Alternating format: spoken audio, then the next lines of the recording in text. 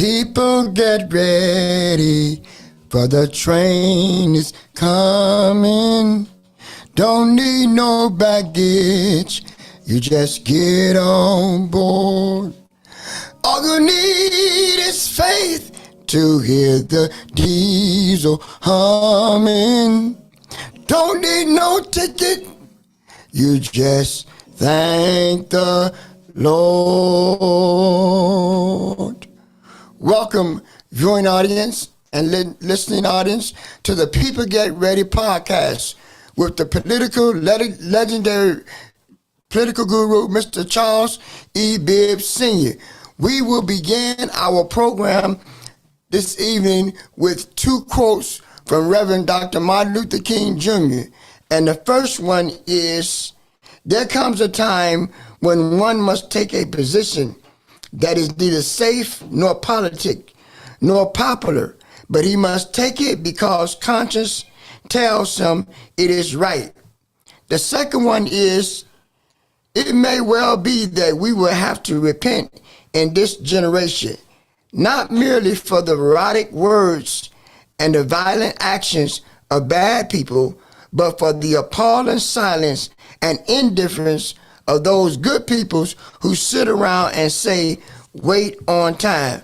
We know that these quotes are relevant today because we have situations that's happening in our community, in our city, and in our county that we need our political leaders and our civic leaders to come out and stand up and have actions against such things as the closing of the St. Vincent Charity Hospital and others, like the layoff at the university hospitals. So we need those individuals to come out and stand up and help individuals that are in need. Also, you might say to yourself that I need a business opportunity. I've been wanting to start a business. Well, today we want to offer you a great opportunity to start your own business with Bibb Business Opportunity Grand Mall Opening. I said Bibb Business Opportunity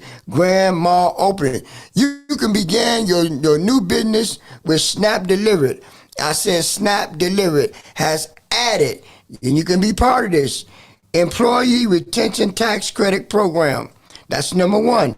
Number two is ERC refund.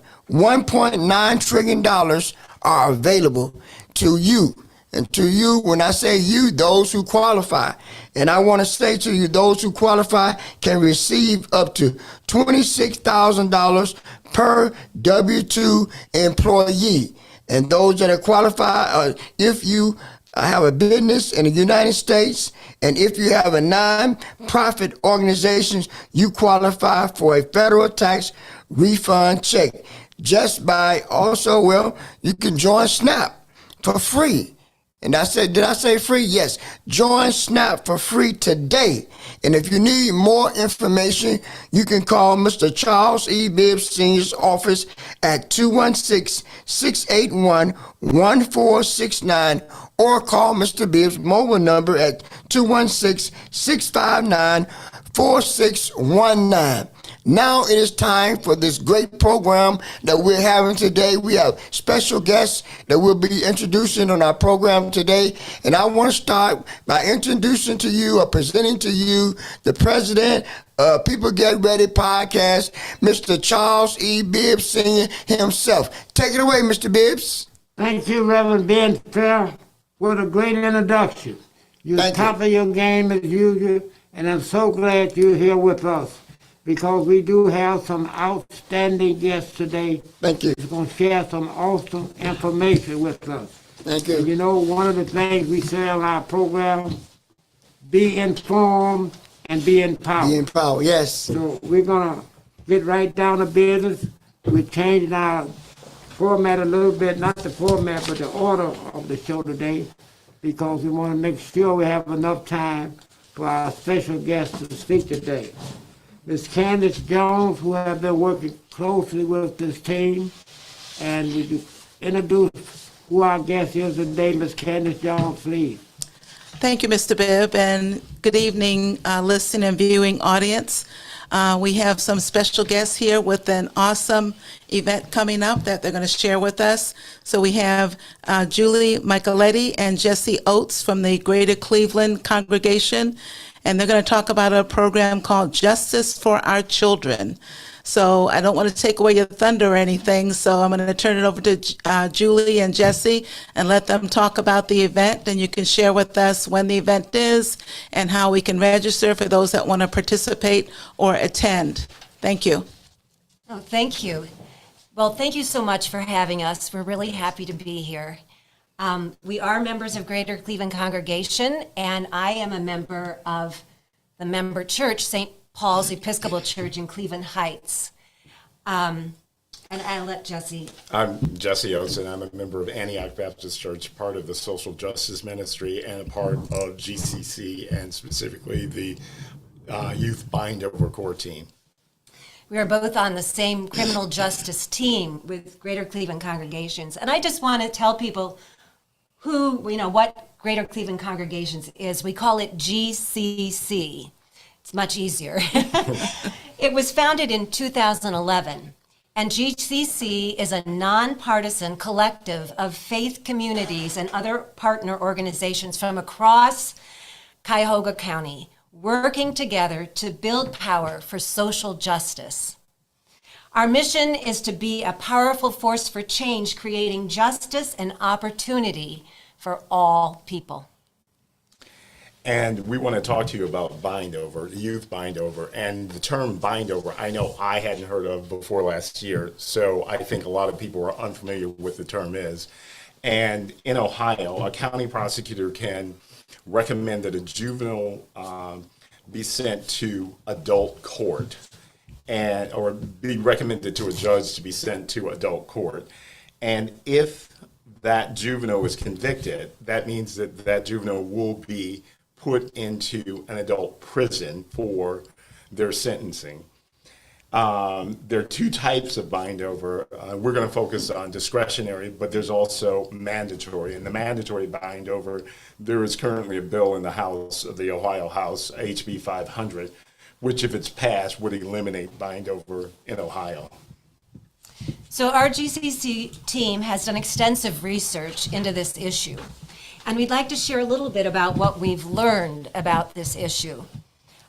Research shows that children bound over to adult court are more likely to reoffend than children who commit similar offenses but are kept in the juvenile court.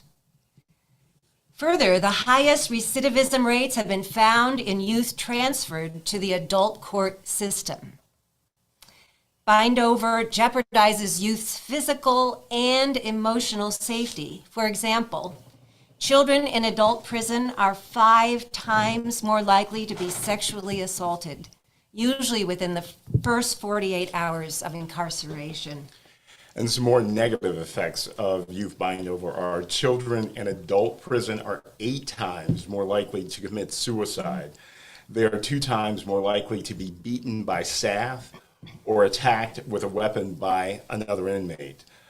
Bind over deprives youth of access to a wide range of rehabilitative services offered by the juvenile court that would not be in the adult court system or in at that level. Bind over significantly increases the length of detention prior to a trial. The average is 220 days if the bind over is pending. And it's actually, detention is not meant to be for more than 90 days at the most. We also want you to know about the racial disparities and overuse of youth bindovers in Cuyahoga County. Cuyahoga County has led Ohio in the practice of bindovers since 2009, with significant increases starting in 2017.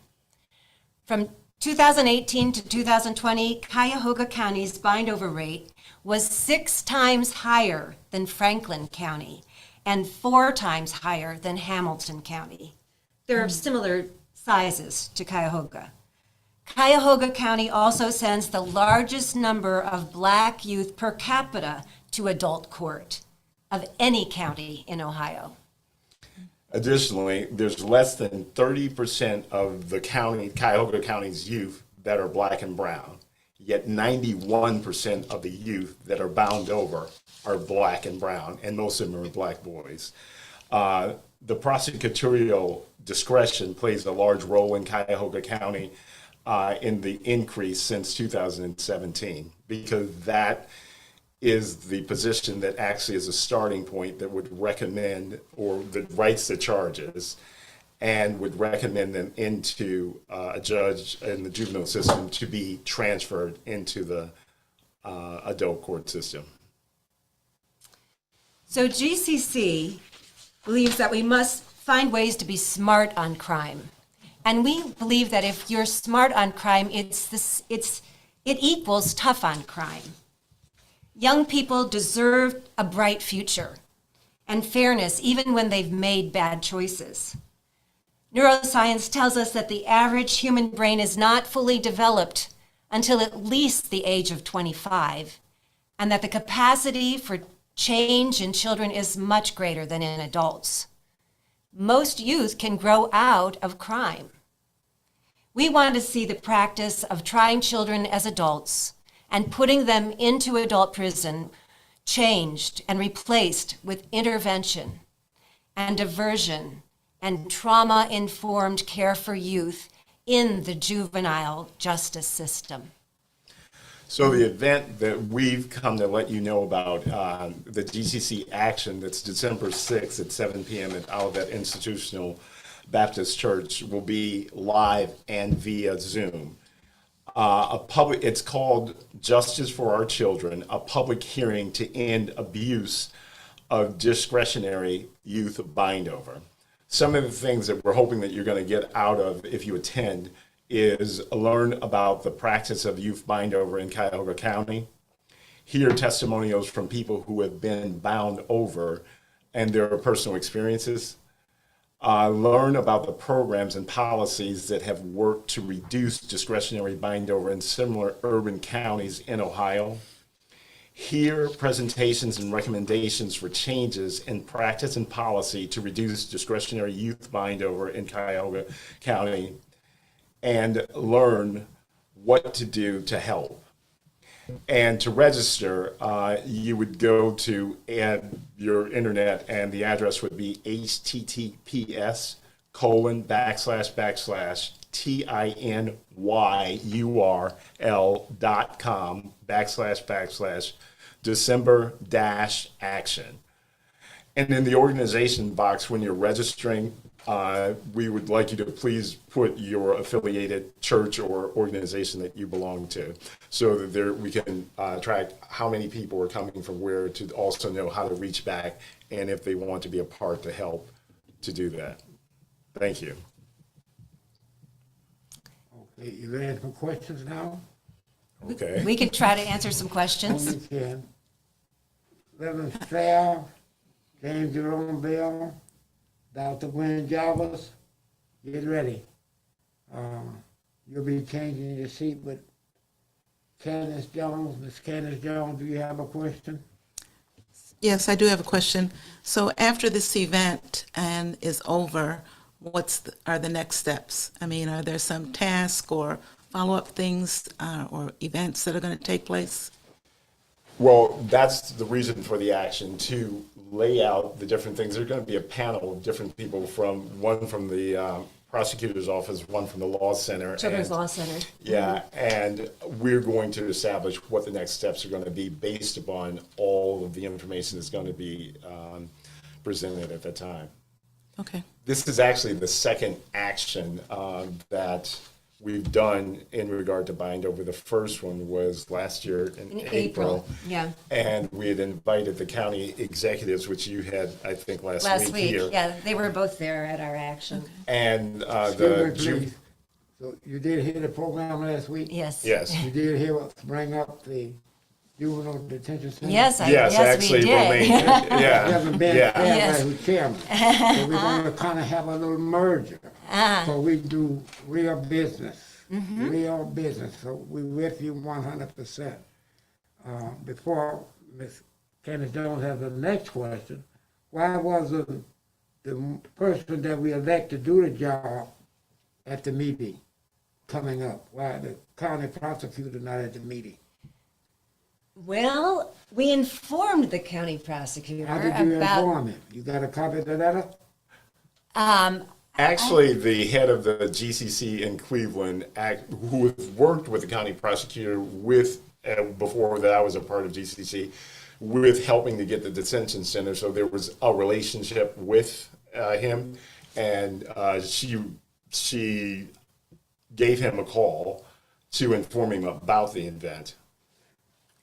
When you're dealing with somebody who was elected countywide, you have to always ink it. Always Okay. ink it. You gotta have a paper trail. Ah. This is the biggest county in the state. You can't call them. They get thousands of calls. Now, the county prosecutor need to be at this meeting. He don't have nothing else to do but be at this meeting, and these figures that you just gave me, he needs to hear this. So I would suggest that you invite him. Thank you. I think we'll make sure he knows about the upcoming There's a event. different note about it, invite him is two different Well, things. okay. Okay, go right ahead, Ms. Candace. That was the question I had. So we have time for maybe 2 more questions. We got plenty of time. I'm gonna redo the schedule. This is sad. I didn't know these things that happen to our children. It's super sad. It is very sad. We didn't know about it either until No, we, no, we can't restrict the time on this. Okay. Anything else, Ms. Candace? Oh, she got all right? James Jerome Bell, questions to the nice guest. Yes. As someone who has experiences with the juvenile system and even knowing about the numbers in Cuyahoga County, I find them quite alarming. What do you attribute to the rise in juvenile crimes and the perpetuation of binding over them? well, I think that a lot of the young people who are bound over are children who've experienced trauma in their life. I think sometimes they might have some disabilities, and sometimes we find that they're often children who are bullied. I think the children also don't have any idea of the fact that they can be bound over. You know, when they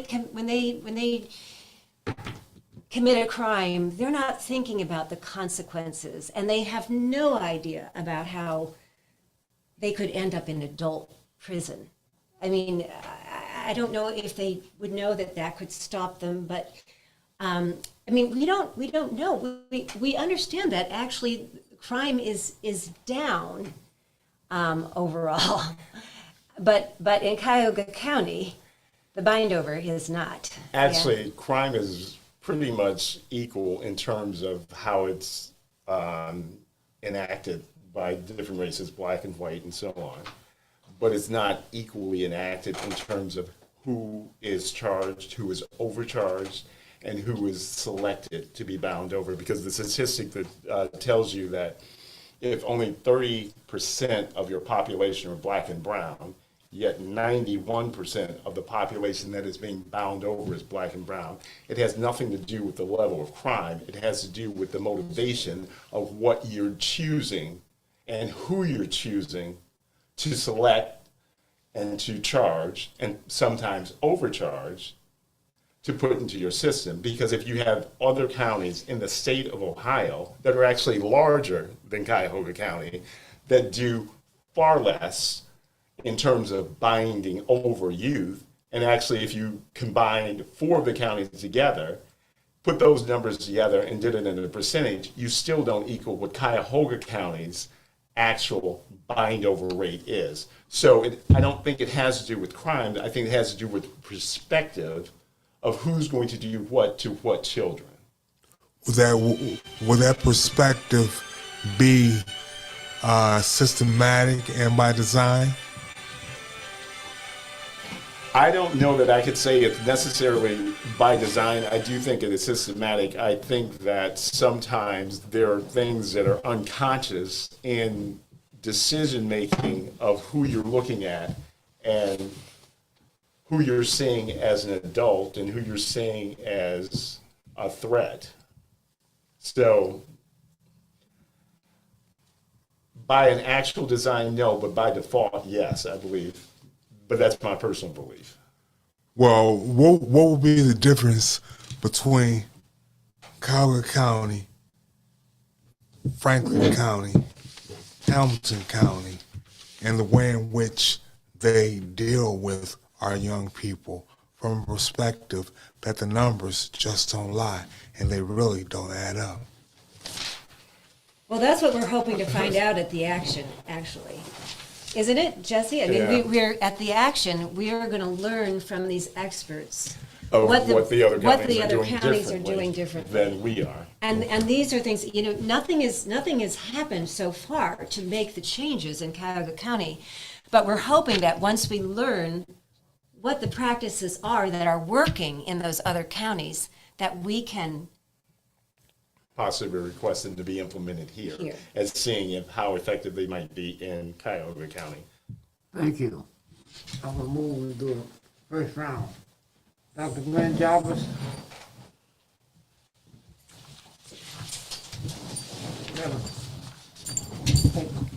Good evening. I'd like to evening. thank you for being here. And my church, St. James AME Church, my pastor is Eric Brown, and he's a part of the GCC. I called him this morning. Did you? He's a wonderful man. He's a very nice man.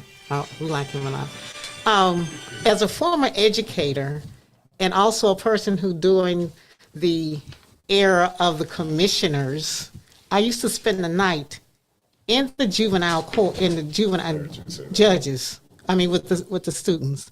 So my question is, I'm looking at an educational part, looking at an inclusive part, bind over, is that maybe instead of interviewing young people about the things that they went through in life, what about including them and have like a task force to have them to be a part of the group so that they can not only tell you, but they can also be like peers or a part of. Does that make sense? So they could be a part of the decision making, because it seems like what you're going to do, you're going to listen to what the students have to say, but what about engaging them and bringing them on board, like board members? These aren't students that we're going to actually be, that's going to give a testimony. It's a guy that actually was in the bind-over system and spent 19 years of his life in prison, and he's going to be speaking at this particular event that's on December 6th. And not the young people who I call them students, not the young. He was a young person Okay. who was bound over, ended up put into the adult court system and spent 19 years of his life. So by the time he got out, he was not young anymore. But what about these young people? Because these kids today, they're kind of We smart. got to move to the next question. Okay, including them. I understand that. But having some young people, because they're going through different issues compared to what he went through. that's an interesting idea. Okay, let me move on. Yeah. But Okay, I can what hear Doc says is good, but it should come up at the meeting, not today. Right. Okay, very good. Reverend Ben Fair. Hello. Hi. This is a very serious situation in Cuyahoga County. Yes. When you're looking at 31% of children are African American or Black and brown, 30%. black and brown, yeah. 30%, and 91% of those children that's in the system are being bound over. 91% of the ones being bound over are black and brown, black and most brown. of them are black boys. So my And it's a term. Have you heard of it before? yes, Okay, because a lot of people. because I read that article in Cleveland.com, the one that you just read. I read about that, so I've heard about it. Yes. point of information. Reverend Ben Fair, October the 6th of last year, when the plain dealer wrote about the juvenile detention, it's when we put our piece together. I see. And I asked Reverend Ben Fair to chair that committee. That's why we have some of the committee. Okay, next question, Reverend. My question is, what were some of the ideals or preventive measures that can be taken to kind of curve this massive bind over? You have any ideas or, any? I mean, go ahead. Do you want to speak to it? I mean, I think it has to, the prosecutor's office is part of it because they are the ones making the charges and recommending bind over. The judges also have the choice in discretionary bind over to send them or not. So that's another piece of it. Yeah. But in some ways, I also agree with what the county executive said, that our young people need more programs. They need programs after school, and they need programs in the summertime, and they maybe need some programs on the weekends. I mean, during COVID, we couldn't do these things for the children. And they need that support, and they need adults in their lives that they know care about them beyond their parents. I mean, So what about? I'd like to add to that. And beyond that, actually, there are traumatic events in a lot of children's lives that are not addressed. So there are mental health issues that are not addressed and are core issues of why people act out that you don't know about. And if you can get to the root of the problem, then you can actually help change the behavior, because as Julie had mentioned, that children's minds are a lot more amenable to change and changing behaviors. And also, if you're taking kids that are 14 years of age that you can actually put into an adult court system, into an adult criminal system, and put you into an adult prison, that would add additional trauma. Yeah. It's really unconscionable if you really think about it. Yeah, it's horrible. The thing that I wanted to say is that it possibly that we could get some type of training for the judges, or a program that will enlighten the judges on the youth and what they're going through and their psychological mindset. You know what I mean? And, so that they can make better decisions. To my understanding, there are already programs in the juvenile justice system. The problem is, if you take the child out of the juvenile justice system, you're putting them into an adult system. The adult system has no programs for rehabilitative behavior. No. So what you're asking about, there are programs in place, as I understand it. I am not an expert on this subject matter, but it's just from the learnings of the people that we've had trainings with that I've learned about. But there are programs, and I don't think, to think that a judge would be uninformed or unaware of these is a naive thought, in my opinion. No offense to you, but that's a naive thought. So let's be real. We know that you know what's going on.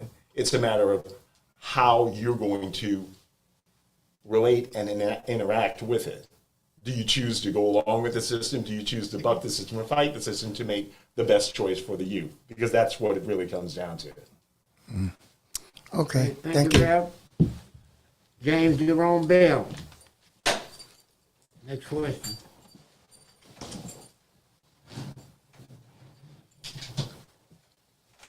Dr. Jarvis, you'll be next, and then I'll come on. Realizing that we have a problem in Cuyahoga County, and we really have a problem across America with the judicial system as regards to juveniles, what would you hope that this conference solutions come up with that will be really meaningful and beneficial to our children, not only now, but in the future? Because it's so important that we get these children on the right track to a productive life of being productive citizens. I so agree with you. And, this is, what we're trying to do with this public hearing is create the awareness of this issue. That's a big piece of what we're trying to do. We feel like because so many people never heard of Bindover, have no idea what it is, that we just have to get it Out there. out there for people to understand what's happening. And we will have these recommendations, and I don't really know at this point what they will be. I mean, we don't know just yet what these other counties are doing that is working, but I'm sure that we can change what we're doing in Cuyahoga County. There's no doubt. But with anything, awareness is the first part in the process to make that change. Right. Because when you're aware of what the situation is and what the numbers are and who the people are that those numbers are in human form are, then you can hold the people who are in the positions that are making the decisions to do certain things accountable. And if you're unaware of it, you can't even ask about it or know if it's an issue that's going to be spoke to when you're having an election, as we did with the midterms yesterday. So Very good. awareness is very much the We're issue. here Yeah. Before that, now, Ms. Shan Pittman has joined us, one of our hosts. But before we ask, are you available next week? Because I'm gonna see if I can get someone to help you get the word out about the event at Olivet. And also, were any judges invited to Olivet? They have been invited. Do you have a list of those names? I don't. Yeah. But you would actually, contacting GCC and the head of GCC would probably have more of those details because I don't. Yeah. So the contested juvenile race that just occurred, they both were at our event in April and said that they would come to this event. So we're expecting them. We're expecting to see them. You know, one is going up to another court. Ryan, yes. He was actually elected to the appeals court in yesterday's midterms. Okay, this is what, if you can, try to get who was invited. See if we can get someone from over there. Because I'm with you 100%. We gotta move the information button. We gotta move because the community don't know this. Right. And we keep electing them over and over again. And the numbers keep getting worse. So it's on the voters to correct that part. Right. Okay. Right. Before we leave, are you available, not this length of time, for next week? I'm not sure. I think we have I to don't look know at it. either. Yeah. Yeah. I think Try real hard to let Miss Candace Jones know. we will. But it'll only be 5 or 10 minutes next week. Okay. Because we want to keep this going. We don't want the fire to die out. Right. Okay. Thank Miss- you. Yes, Ms. Shan Pittman. Yes, hi. Hi. Nice to meet both of you, and thank you too. for coming on with this information.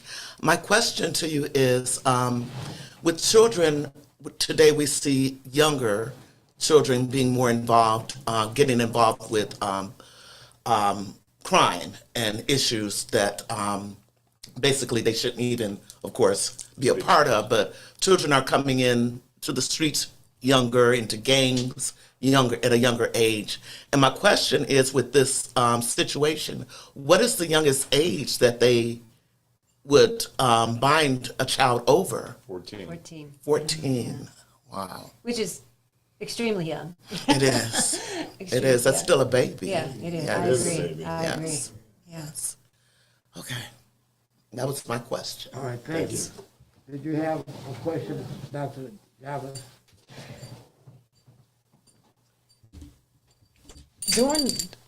During the Bush's administration, Daddy Bush administration, because we had children under 16 that had felonies.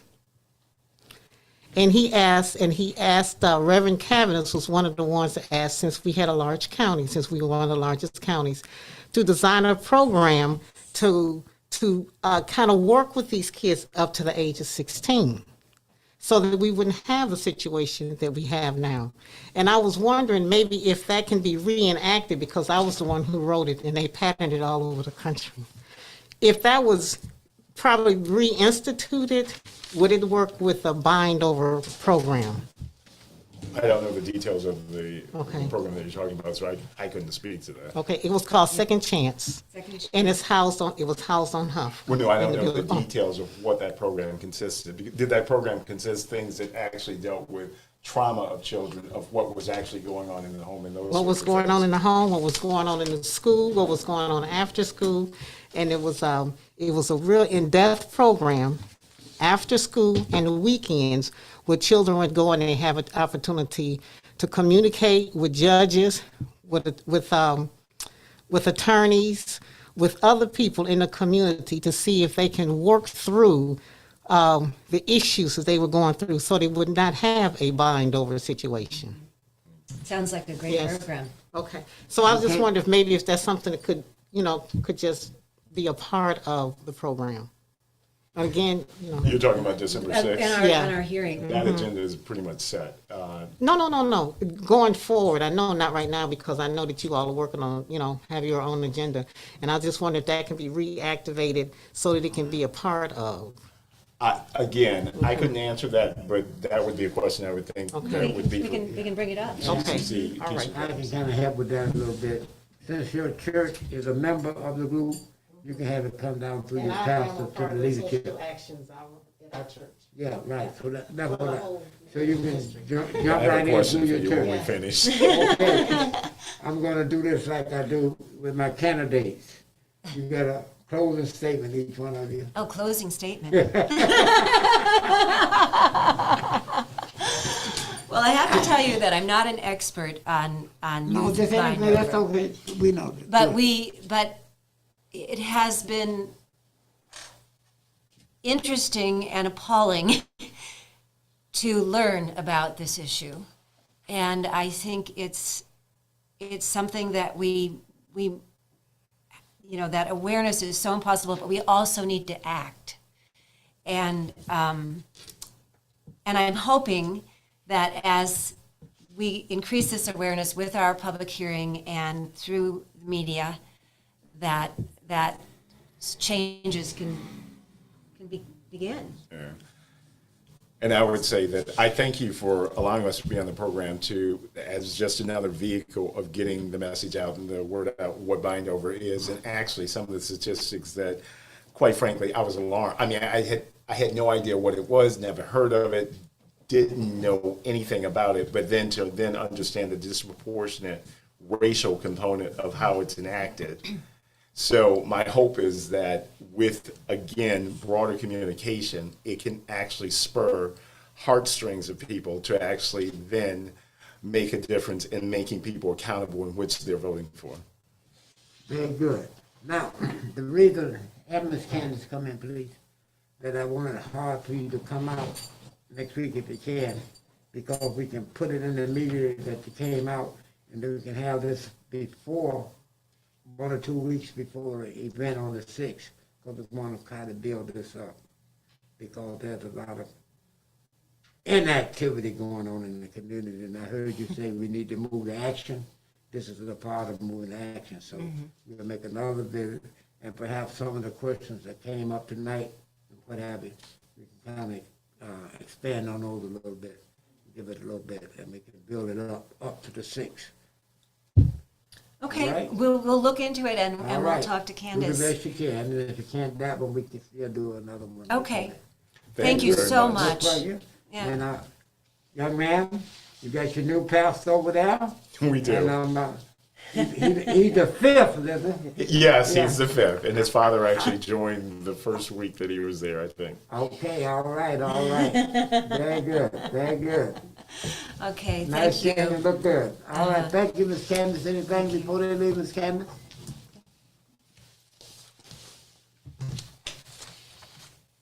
Thank you. Okay, thank you. Thank you. All right.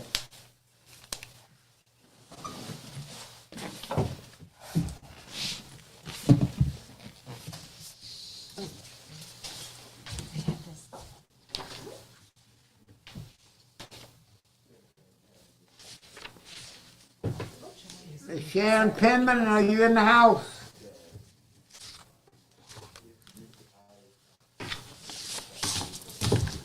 Yes, Mr. Bibb, I'm here. All right. Look here, dear. Excuse me. All right, all right. Very good. Would you bring us up to date, please? Up to date, we are talking about the issue 24. Is that what you're referring to? Yeah. Yes, sir, I will. So issue 20. Issue 24 that was on the ballot in 2021. Yes. Issue 24, as Mr. Bibb said, which was on the ballot for 2021, is a topic for law enforcement status, approved type initiative in origin by the citizens. So the citizens petitioned to basically have the mayor recalled, his mayoral status recalled. Cleveland Issue 24 was on the ballot as an initiative in Cleveland on November 2nd, 2021. It was approved this year, or excuse me, last year. A yes vote supported amending the city charter to make changes related to police oversight, discipline, and policies, including the creation of the Community Police Commission to, together with the Civilian Police Review Board, oversee police conduct, investigations, and discipline, report and advise about police community relations, and oversee police training and recruitment. The requirements were that the commission be demographically representative of the city, and changes to membership qualifications and requirements for the Civilian Police Review Board to include attorneys with experience defending victims of police brutality. Give the mayor instead of the police, given to the mayor instead of the instead of the police chief, excuse me, giving him the authority to remove the board members and require the board's budget to equal at least 1% of the police department's budget. Okay? So as I said, it was passed. Okay. Would you give us, in which city? Because you never told us which city. Yes, it was for East Cleveland. Cleveland. Cleveland. For Cleveland. Yes, I'm sorry. Yes, for Cleveland. For Mayor Bibb, excuse me. Forgive me. Mayor Bibb wasn't the mayor when he passed. Well, it's in front of him now. Yeah. Yes. Yes. That was 21 election. Exactly. That's the budget. Now, Miss James Jerome Bell, Yes. let me bring you up to date. The group who put the commission together and circulated the petition were down in the city hall when the mayor was going to introduce members on the steps of City Hall. And they came down, but the mayor could not introduce them. He went back in City Hall. And the Plain Dealer wrote about it in this Sunday's Plain Dealer this week. Mr. James Jerome Bell has the copy of the editorial. Would you read the copy of the editorial out of Sunday's Plain Dealer, Mr. James Jerome Bell? Mayor Justin Bibb, City Council named their picks for powerful new Community Police Commission. Nearly a year after Cleveland voters overwhelmingly approved Issue 24 to strengthen civilian oversight of police, Mayor Justin Bibb on Monday formally nominated his 10 choices to serve on the Community Police Commission. City Council also has decided its 3 picks for the commission, according to a council spokeswoman. All 13 proposed members must still be confirmed by the full council before they are officially seated on the commission, and at least 7 of the members must be seated before the commission can start its new work. City Council has yet to set a date to vet the nominees, which would happen prior to a confirmation vote. While Cleveland's Community Police Commission has long existed, the passage last fall of Issue 24 drastically altered it by granting it new powers.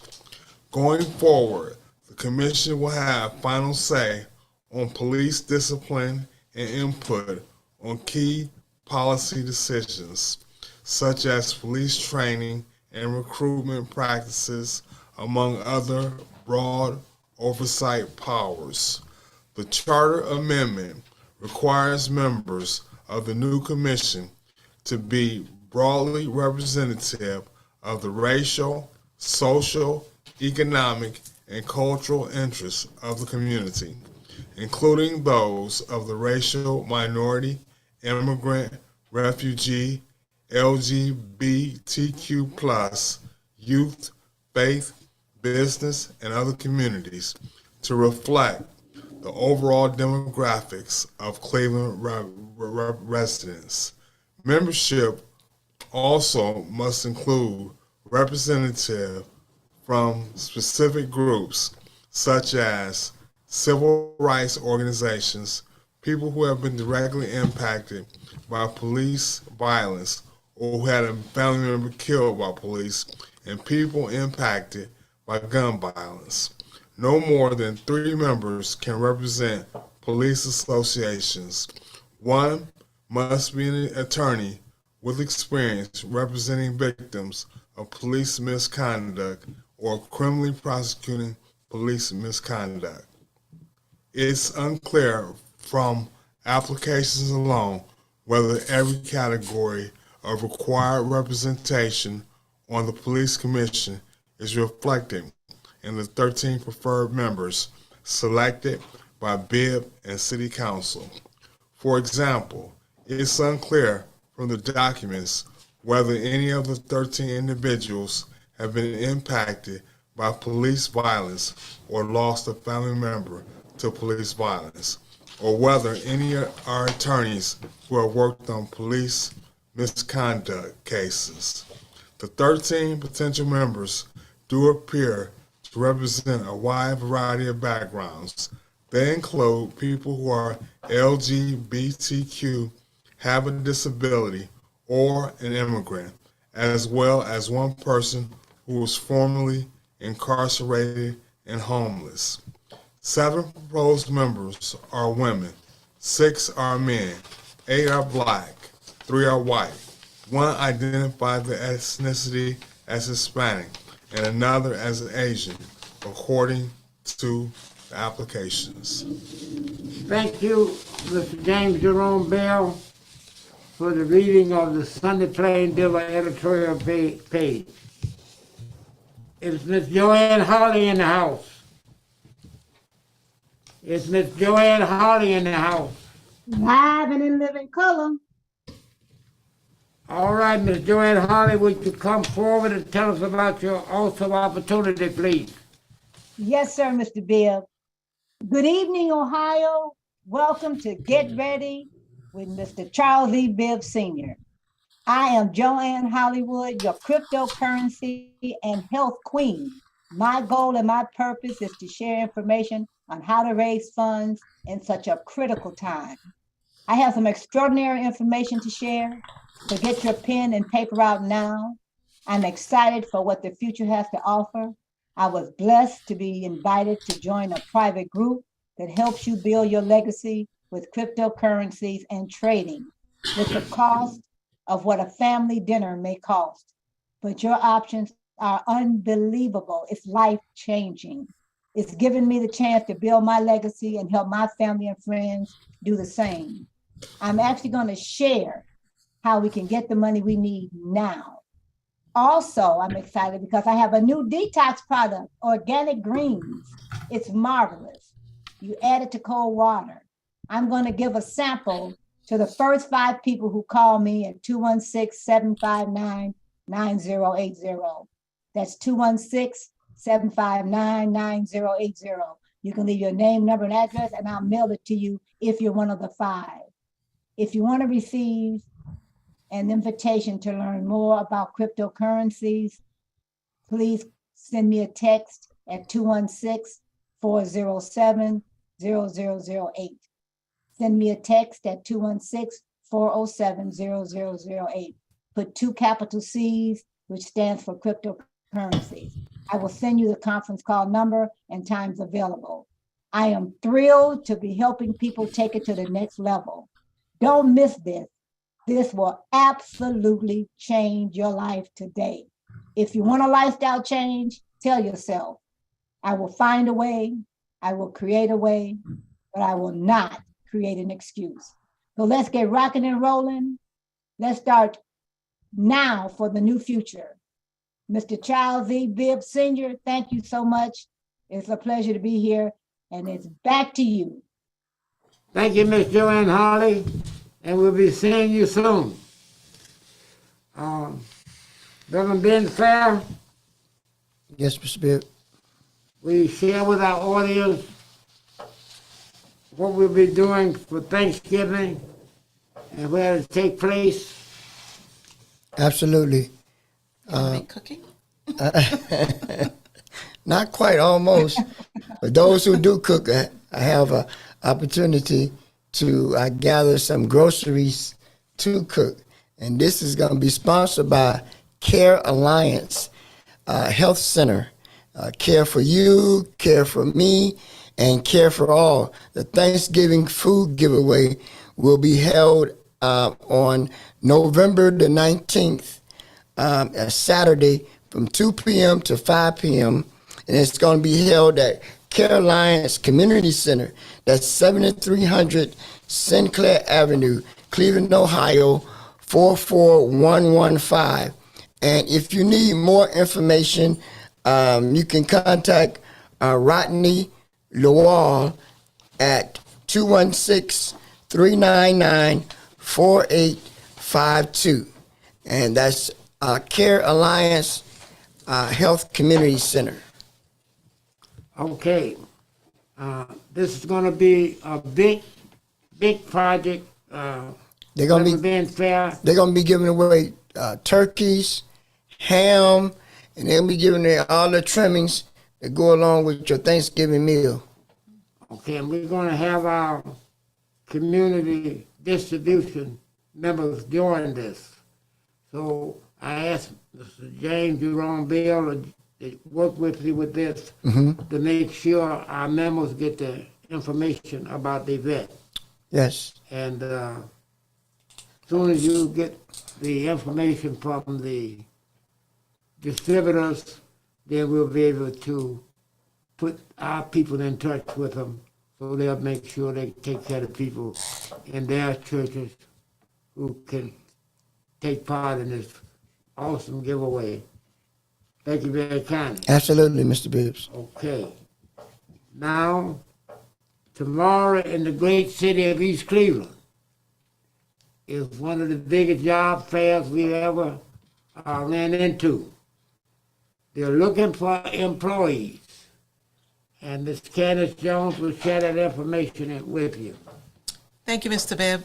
So tomorrow, which is Thursday, November the 10th, 2022, from 10 a.m. to 2 p.m. at the East Cleveland Public Library, which is located on 14101 Euclid Avenue in East Cleveland, there will be a county application and Cleveland Builds Trade Day. You'll be able to learn about various apprenticeship trades and how to enter them. This event is hosted by the Ministerial Alliance Baptist Ministries Conference, East Cleveland Concerned Pastors, and the SCLC of Cleveland, where President Dr. Reverend E.T. Cavanis. So that is, again, Thursday, November the 10th, 10 a.m. to 2 p.m. at the East Cleveland Public Library. Come out and learn about some of these trade apprenticeship programs to sign up and register for. A great opportunity. So come on out. It's free. Would you give us that address again? Ms. Candace Young, The address is at the East Cleveland Public Library, 14101 Euclid Avenue in East Cleveland, 44112. okay. Here's one of the opportunities for those who are looking for employment and those who are looking for apprenticeships going into the construction, and especially in the greater Cleveland area, because they have millions of buildings, millions of dollars worth of buildings being built in the next few years, and we want to try to get our share of it. Thank you very kindly. All right. Mr. James Jerome Bell, Yes, Mr. Bibb. would you share with us what's going on with your furniture company? Do they have a sale of any? Well, right now at Valley City Furniture at Harvard Park, we have our Veterans Day sale until the 18th with 10% off, and then an additional 10% off for active duty veterans and first responders. And then we'll also be coming up with our Black Friday sale. So there's going to be some amazing deals. And please ask for me when you come in, James Jerome Bell. When does Black Friday start? The day after Thanksgiving. Day after Thanksgiving. All right. And what's your hours of operation? Our hours of operation are Monday through Saturday, 10 a.m. to 9 p.m., and Sunday, 11 a.m. to 7 p.m. Very good, very good. And Ms. Candace Jones, Yes, Mr. Bibb? do we have some results from yesterday's election? Yes, we do. All right, would you share that with our listening audience? We want to know who won. Okay, so for those of you that may not know already, I'll go over the statewide races and the results in those. So for the position of governor and lieutenant governor, the results are Mike DeWine had the 62.8% of the votes, and Nan Whaley had 37.2% of the votes. So Mike DeWine won that position. For Attorney General, David Yost had 60% of the vote, and Jeffrey Crossman had 40%. So David Yost is the Attorney General. And for the auditor, for the State of Ohio auditor, the results are Keith Favor had 59% of the votes, and Taylor Sappington had 41% of the votes. For Secretary of State, and we had one of the candidates on our show a few times, Chelsea Clark. So it ended up where Frank LaRose had 59.5% of the votes, and Chelsea Clark had 39.4% of the votes.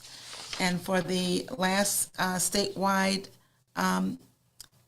candidates' seats is the treasurer, and for that position,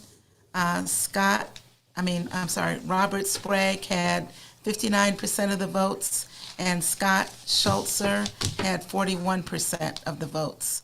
So overall, the statewide candidates did not come out in the Democratic favor. And I'll go into the Supreme Court positions as well. So there were the Ohio State Supreme Courts.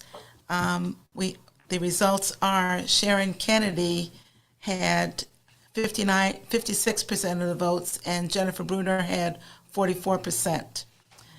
For the second position, Pat Fisher had 57% of the votes, and Terry Jamison had 43%. And the third one is Pat DeWine had 57% of the votes, and Marilyn Zahas had 43% of the votes. So, I just want to say thank you to those voters that did get out and vote. So it definitely did not come out in the Democratic favor as far as the statewide candidates go, but Cuyahoga County did a banging job. We always could improve, but we did great. Very good, very good. Mr. James Jerome Bell, will you give us the report for county executive?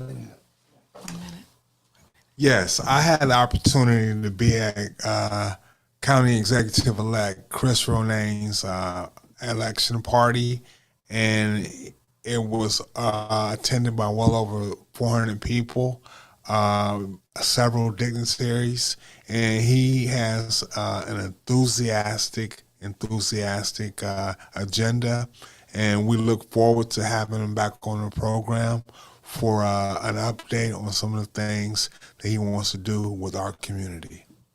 Thank you. Thank you, Mr. James Jerome Bell. We're running out of time, but it was unusual for you to